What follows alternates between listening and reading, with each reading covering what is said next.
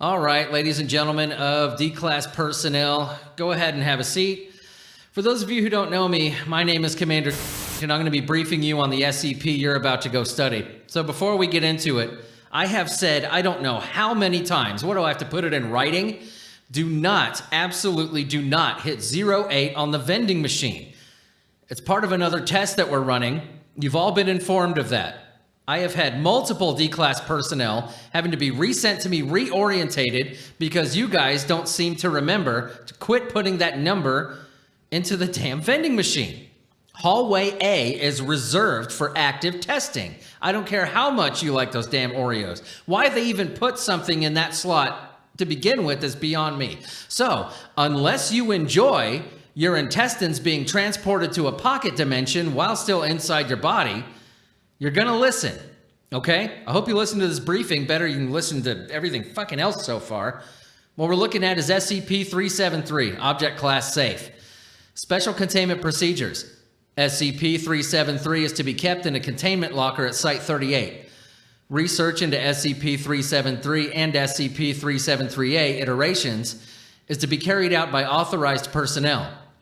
Grounds for immediate revocations of testing privileges include, but are not limited to, recent loss of loved ones, testing privileges suspended for 5 years, any history of abuse or inability to follow orders as per containment procedures for other SCPs, testing privileges revoked permanently, any past association with paranormal research or investigative groups, testing privileges revoked until approval given by site director, or any unusual or persistent interest or obsession with SCP-373, testing privileges revoked permanently.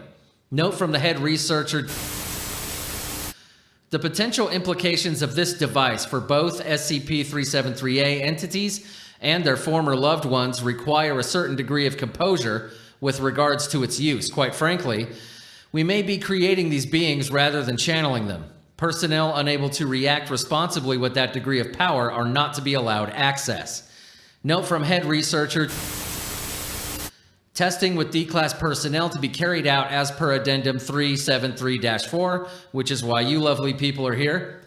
For maximum efficiency in gathering intelligence regarding SCP-373-A entities, all records used with SCP-373 should be 33.5 RPM vinyl albums with lyric-heavy songs or spoken word tracks. Audiobooks, comedy albums, and other principally speech-based records are encouraged. Principally instrumental or orchestral music is forbidden.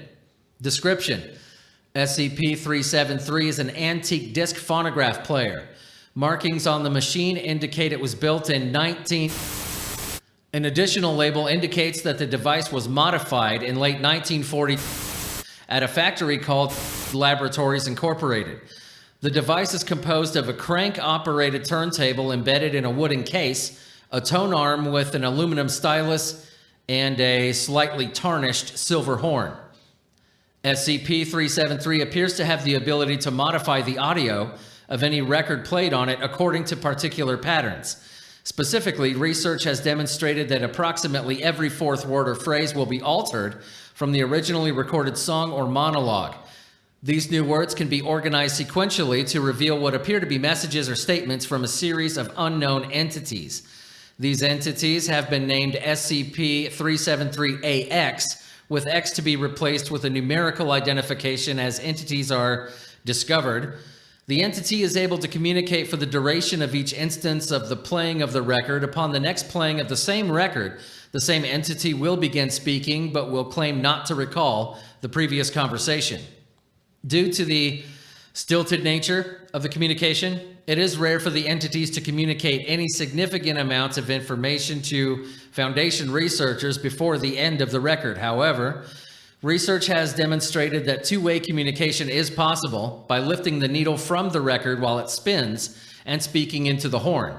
Any attempt at useful communication requires both parties speak while the record spins at the speed at which optimal playback was intended.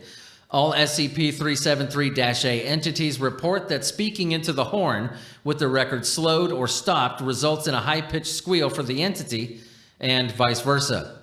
Testing with anomalies such as SCP-043 and SCP-1668 did not initially produce data. However, Analysis of audio taken during testing has shown the presence of at least 2 distinct breathing patterns being broadcast from SCP-373.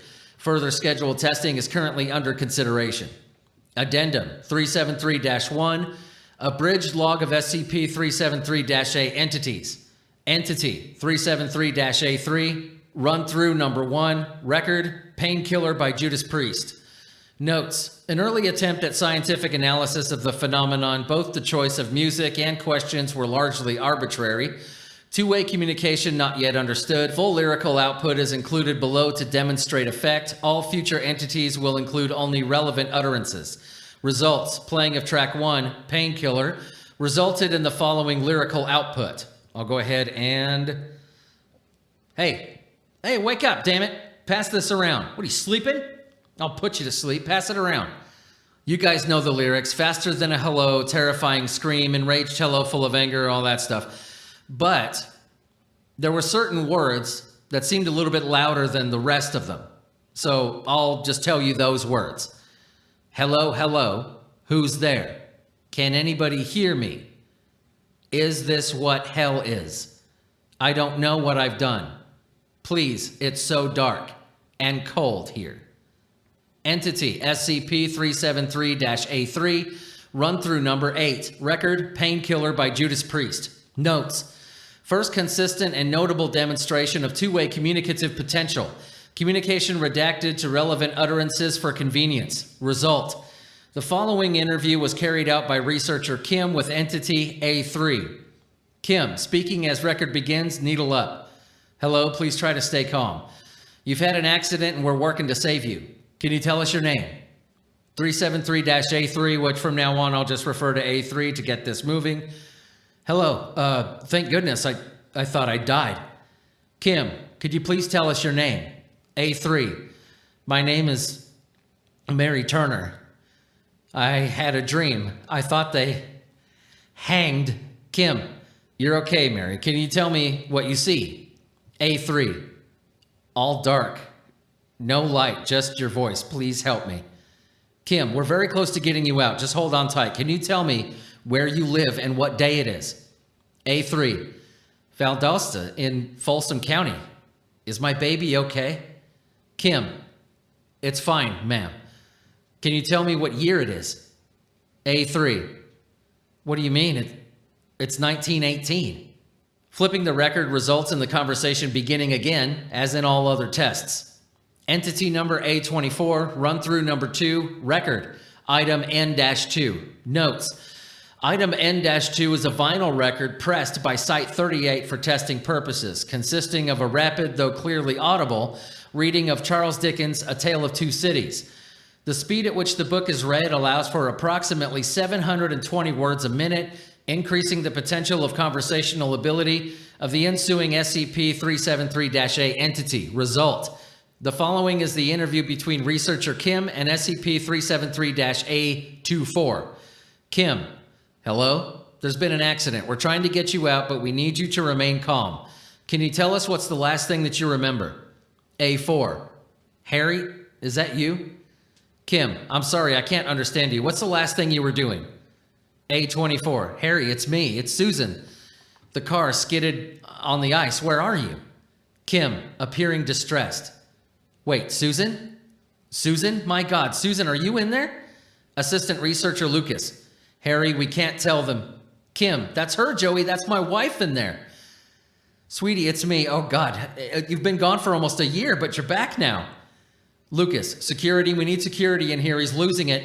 At this point, he attempts to restrain researcher Kim. Kim knocks down Lucas, grabs SCP-373's horn, visibly shaken. I'm going to get you out of there. Just wait. Several agents enter the room and drag researcher Kim out by force, knocking SCP-373 to the ground in the process. The experiment ends. Damage to SCP-373 is repaired. Researcher Lucas's injuries were treated. Researcher Kim's attack against Foundation agents attempting to restrain him led to his termination. Addendum 373-2. SCP-373 entities have been showing a greater tendency to present themselves as relatives or close friends of Foundation personnel in the last 2 months. This has begun to take place in spite of deliberate efforts to choose records at random.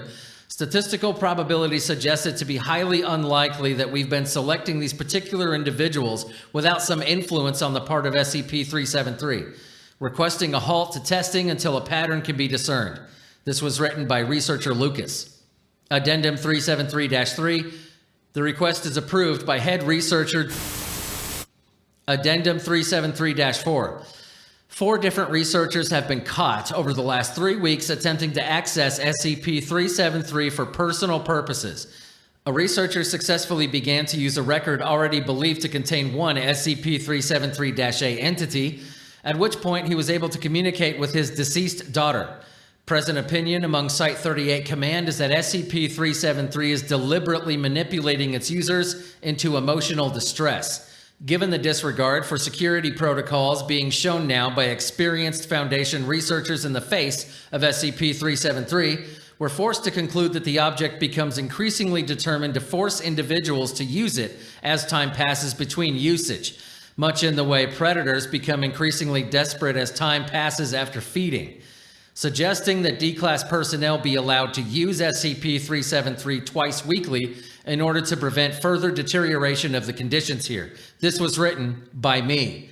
Addendum 373-5, request approved by head researcher. All right, ladies and gentlemen, that was SCP-373. You are dismissed. And that asshole who fell asleep just to say, yeah, I'm looking at you. I want you to go to the vending machine and get me some Oreos. All right, you're dismissed.